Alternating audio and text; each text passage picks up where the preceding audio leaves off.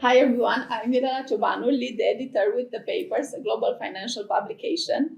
And we are live at Cyberevolution with Andrzej Kawalec, head of cybersecurity for Vodafone Business.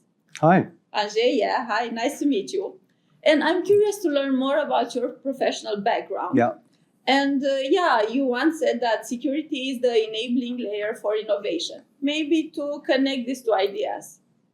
So, as you said, I'm responsible for security for Vodafone Business, which we look after 6 or 7 million different businesses around the world, and they face a vast array of threats. But I think, what I've learned over the years running large security organizations as CTO HP, working with NATO and other people, is that security really isn't an environment to say no in. Security lets you go faster. It lets you use technology in a better way. I often describe it as the brakes on a car. And nobody would say, well, the brakes don't let you go faster.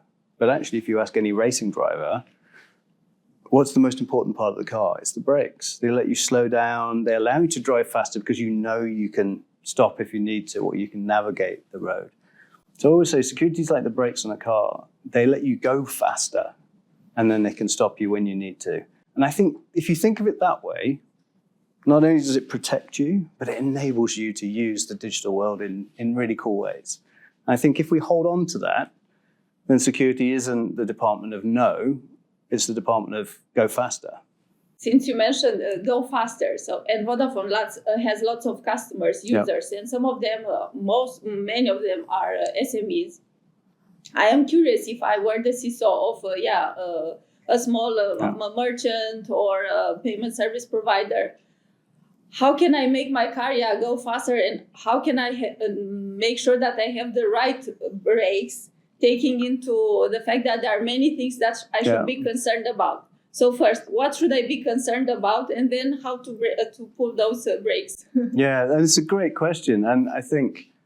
And we talk to a lot of our customers. We have over 1.6 million people who consume our security services every day. But what we've noticed is, you said, if I was the CISO for a small organization, small organizations don't have CISOs. They don't have chief information security officers. They don't have a security team. At best, they're a group of people trying to do their very best in retail or manufacturing or services, but they don't have an IT team and they don't really understand the same big challenges that are facing everybody. Governments, banks, Vodafone, right? We're facing a dynamic and relentless threat, an adversary that's trying to steal our secrets, our data, and our money. We face technology that's moving faster than we can really keep up with. We'll talk about AI, I'm sure. But what does that mean? Small organizations don't know. And we're also facing regulation that is complex, sometimes aggressive, and often different by country, by region, by state. So if you're a small business, you look at that picture, and you're not a security expert, you're really, really bewildered about, as you said, which brakes to buy, which controls to put in place. And small customers just need help. So we looked across Europe, and there's, I think, 24 million small businesses across the European Union. That's the vast majority of all businesses in the EU. 85 million employees. And 2/3, so 2 out of every 3 of those organizations, do not have a plan for security. And then what's the plan? How can we help them? Well, I think it starts with, as you would at home. If I said to you, what's the most important things in your house? And you talk about, well, it's sensitive objects, it's possibly my passport, maybe it's money, it's of course my family, my loved ones, my pets. And I think you have to go through that process with your business. What is the most important assets you have? And how do you protect them? How do you use them, but lock them up when you're not using them? How do you protect your employees? Really think about each person in your organization, their identity, their devices, their email. How do you train them and let them understand where to go in the event of a a cyber fire. When you think about it through the lens of the most important things I have, the most important people I have, and then particularly, what would I do if there was an emergency? Who would I call? Who would be my cyber fire brigade? If you can answer those questions, you've made a massive step forward. So now you portrayed a bit of the strategy, the points to take back home, but now I'm thinking strictly of technology and technological solutions. What those solutions might be? AI, digital identity, both, more? It's a great question. So I think it comes down to, again, what do we use the most?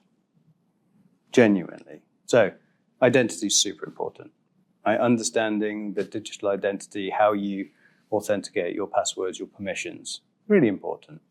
The things we use, the devices, the laptops, the phones that we all carry all day, every day, that we use to connect, and the applications. So really controls around those. So endpoint detection, identity, as well as application and SaaS services. Those are really, really key. I think so. Focus around the employee. A focus on secure connection. So can you really work securely from anywhere?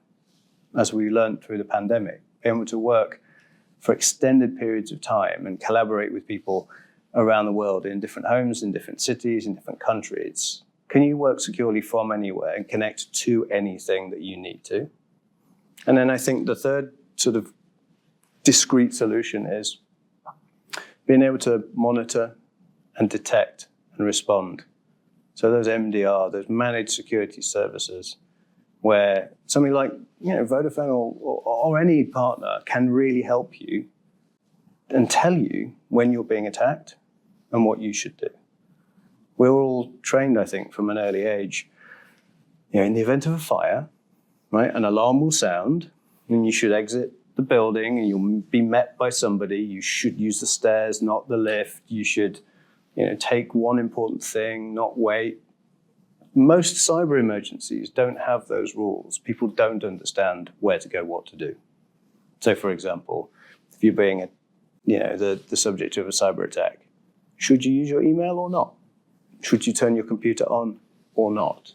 At that point, you need advice.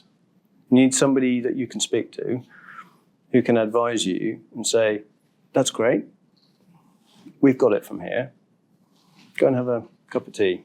It'll be okay.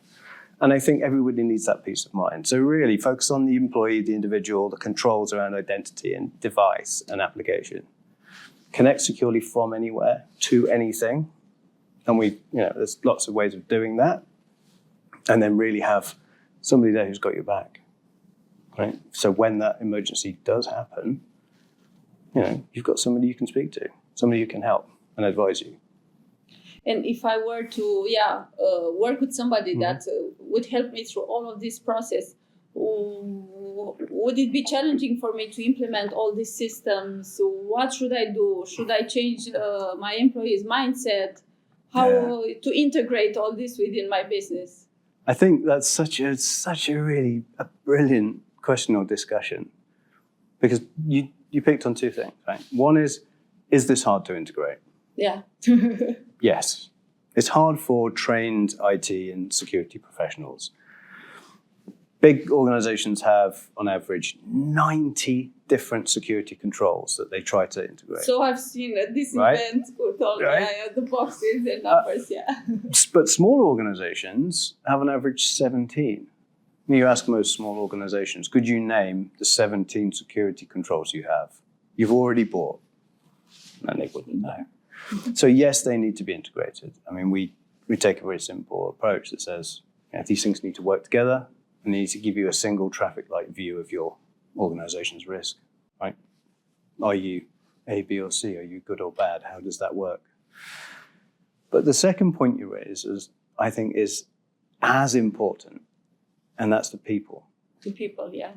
Changing behaviors. Changing behaviors, or actually helping people become more literate around security, help them understand what the things are.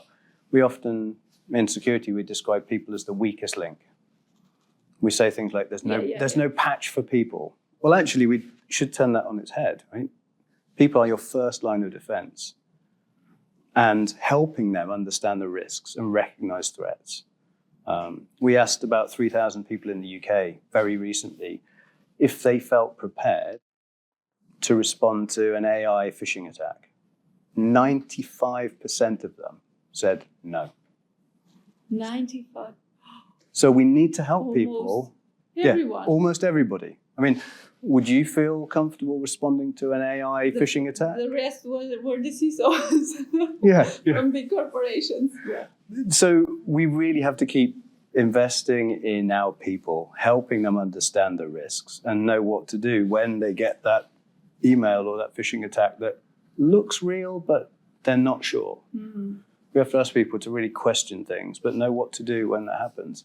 So training and awareness and that human risk is as important as the technology and the security risk. And since we mentioned technology security, we're here at CyberEvolution. Yeah. What are some trends or ideas that you take back home from the event?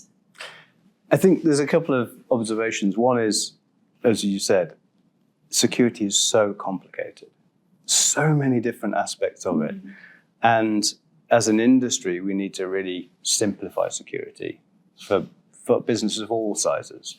I think that's something we can do better at. So my first observation is we make things deliberately complicated. Secondly, when we start to think about the promise of, let's take AI, there's huge advantages from a defensive perspective, but there's also huge advantages for the attackers. And I think that's what makes security so dynamic. Every time we... This interplay. Exactly. Every time we create a new piece of defensive technology or control or process, we need to improve our brakes. We need to keep improving our brakes. As our cars get faster, we need to improve our brakes so that it never stands still. And there is room, and there are room for experts in this, but we need to really make sure we understand how to deliver these things at scale. Yeah, great. Thank you, Andrzej. And we look forward for our next interview, next edition. Hopefully we'll film it within a car. That would be amazing.